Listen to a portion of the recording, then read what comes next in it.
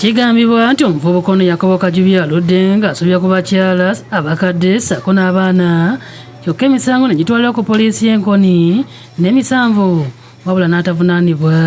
Kigambibwa nti era abadde wamala okubasobyako ng'addukira e Kampala. Omwana amuviiriddeko leenya wa myaka 14 nga muyizi mu ssomero erimu ebukomansimbi era nga yamusanga ava ku ssomero ng'adda ewaabwe ennaku z'omwezi 29 omwezi ogw'Ekkumi mu mwaka gwa 2022 n'amuvumbagira.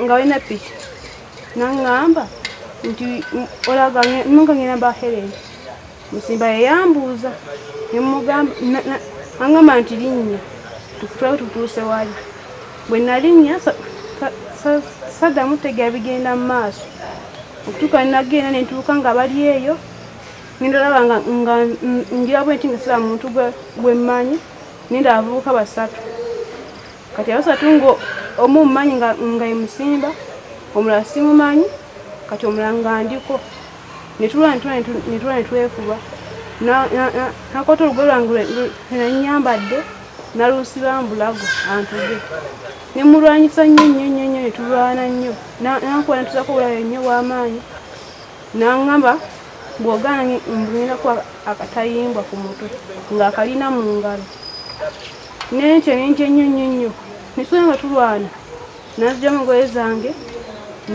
natandika okunkozesa. Lino okukwatibwa ab'ebyokwerinda abakulembeddwamu omumyuka wa RDC Bukomansimbi Fred Kalima Pakisi n'omumyuka wa ssentebe wa disitulikiti y'Erengo Vincent Birimuye basoose ku poliisi y'Enkoni okufuna abasirikale okubayambako okusobola okulanga bakwata Kajubi. Kajubi asangiddwa yekumye mu nnyumba y'abazadde be ku kyalo Nakatooke mu ggombolola y'Ekkingo Erengo era nnyina ne baganda be basoose kutabukira RDC Kalima ne ssentebe nga babuuza ekibaleese ewaabwe. Mbere waliriza RDC n'abasirikale okuyingira mu nnyumba ne batandika kuwaza kisenge ku kisenge era nga gye bagwiridde Kajubi nga yeekukumye emifaliso.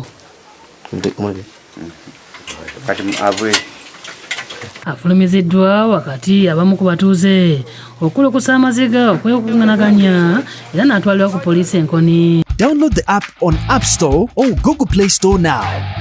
Vision Digital Experience, the future of media.